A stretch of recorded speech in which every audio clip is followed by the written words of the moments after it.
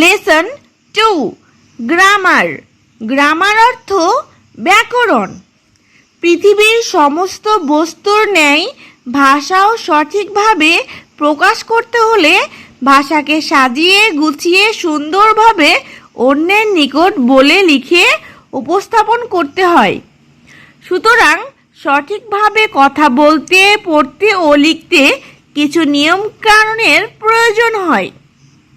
Grammar বা ব্যাকরণে এসব নিয়মকানুন ও রীতিনীতি লেখা থাকে। গ্রামার পড়লে এগুলো সহজে জানা যায়। গ্রামার বলতে আমরা যা বুঝি তা হলো ভাষার শুদ্ধ ব্যবহার। অতএব যে কাঠামোবদ্ধ নিয়মের সমষ্টি ভাষাকে শুদ্ধভাবে লিখতে, পড়তে, বলতে সাহায্য করে তাকে গ্রামার বা ব্যাকরণ বলে। পৃথিবীর প্রত্যেক দেশে এক বা একাধিক ভাষা প্রচলিত আছে। প্রত্যেক ভাষাকে শুদ্ধরূপে শেখার জন্য গ্রামার বা ব্যাকরণ আছে। বাংলা ভাষা শুদ্ধরূপে শেখার জন্য আছে বাংলা ব্যাকরণ। ফরাসি ভাষা শেখার জন্য আছে ফরাসি ব্যাকরণ। তেমনি ইংরেজি ভাষা শেখার জন্য আছে ইংরেজি গ্রামার বা ইংরেজি ব্যাকরণ। ইংরেজি ব্যাকরণ কাকে বলে?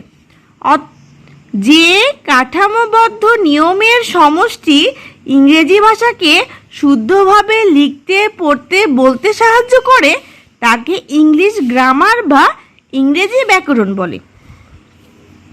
চলো বন্ধুরা, আমরা কিছু প্রশ্নের উত্তর শিখে নেই। গ্রামার অর্থ কি? গ্রামার অর্থ ব্যাকরণ।